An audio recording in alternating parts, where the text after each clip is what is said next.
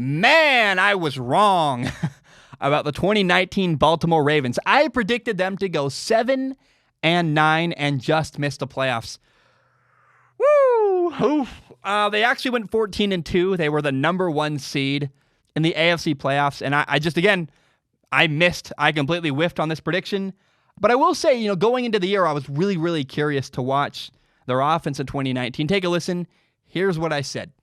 There is no offense in the entire NFL I'm more curious to watch this year than the Baltimore Ravens. My theory is they're just going to run the ball all the time, over and over and over again. That's their new philosophy with the Ravens. We are going to pound the rock.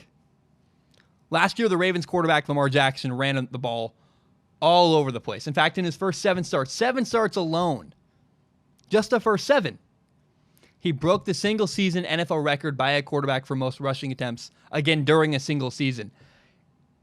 I've never seen an offense quite like it. It's interesting. It's intriguing.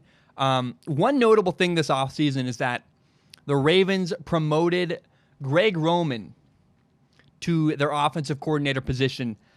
His background is in the running game. If you go look back to 2017 when Greg Roman was first hired, he was brought in as an advisor to fix the Ravens' running game. He's kind of a genius and a guru when it comes to running schemes and blocking schemes.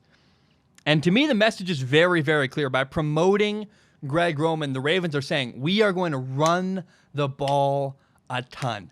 I don't know what to expect. It's going to be really fun to watch because I don't think we've ever seen an offense that is going to run the ball as heavily and as much with a quarterback as we're going to see this year from the Baltimore Ravens. Man, young Zach, young me, had no idea what was going to happen in 2019 with the Baltimore Ravens. The Ravens' offense was, in fact, a blast to watch last year. Greg Roman, the offensive coordinator, came up with all kinds of really creative running schemes, which helped Lamar Jackson, their quarterback, dominate. He threw for 3,127 yards, 36 touchdowns, 6 interceptions. Here's what's crazy. He actually ran for 1,206 yards, another 7 touchdowns. He was the NFL MVP. They were the number one offense in the NFL. Again, they were the number one seed in the AFC playoffs.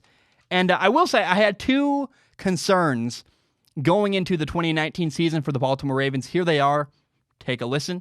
The Baltimore Ravens lost a bunch of defenders. They lost C.J. Mosley, a linebacker who signed a gigantic contract with the Jets. They lost Zadarius Smith, who was their sack leader last year. He went to the Packers.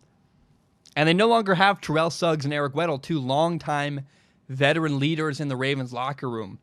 Now, one kind of positive spin you can put on it is that the Ravens did sign probably one of the best, if not the best, free safety in the entire NFL, Earl Thomas.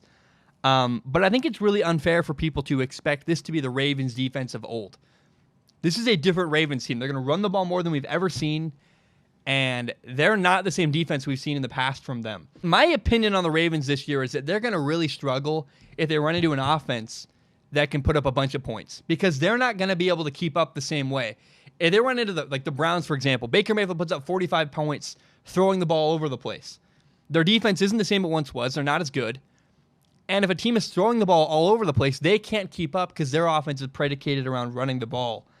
I think, again, when the Ravens run into a really high-scoring team like the Chiefs or the Browns or the Saints, they're going to really struggle because their offense won't be able to keep up with a high-scoring passing attack.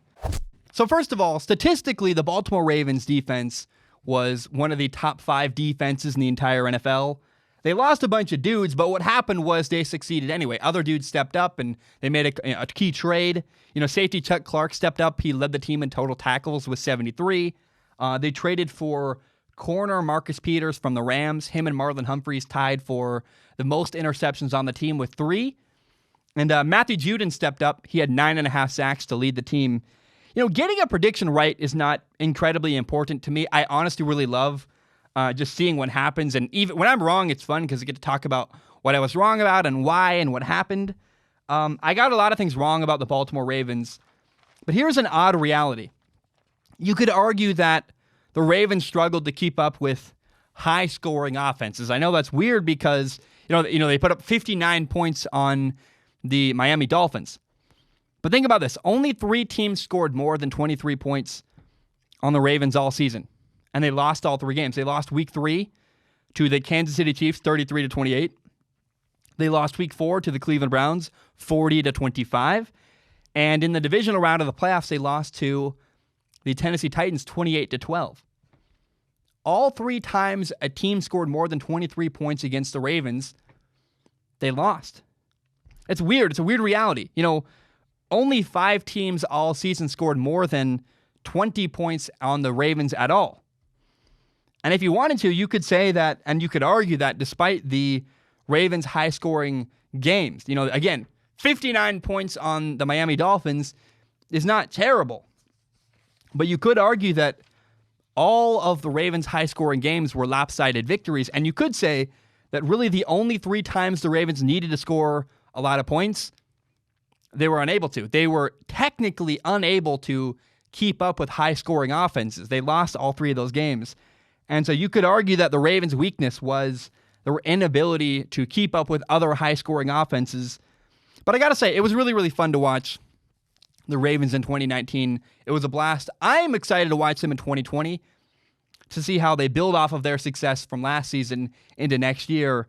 I was really surprised when they lost in the playoffs at home to the Tennessee Titans. I'm excited to watch Lamar Jackson. He gave me one of my favorite moments of the year. A lot of people think I don't like Lamar Jackson. I don't think that's entirely fair. I love Lamar Jackson. He's awesome.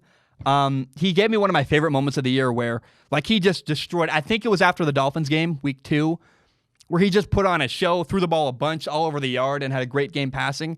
And he kind of looked at, after the game in the podium in the press conference, he looked at the camera and goes, I don't know, not bad for a running back. And I love that because Lamar Jackson is so, he gets it, man. He's really plays with the crowd. He doesn't mind that people doubt him. He believes in himself, and that's all that really matters to him. And so when I see a guy like Lamar Jackson succeed, I'm just happy. I really, really enjoy. His personality is great.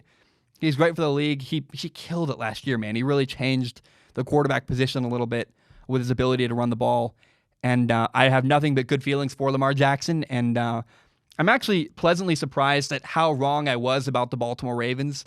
It seems like if any team could have a 14-2 season, be the number 1 seed in their division, in their conference, then it couldn't have happened to better people than Lamar Jackson, John Harbaugh, the head coach. I love everybody in Baltimore. They seem like good people. Lamar Jackson especially seems awesome. And so that is the predictions versus the reality of what happened in the 2019 Baltimore Ravens season. In case you don't know, Strong Opinion Sports is not just a YouTube channel. It is also a full audio podcast. You can find it on Spotify, on iTunes, on Google Play, pretty much everywhere you find podcasts. And if you like podcasts, please do me a huge favor and give it a listen.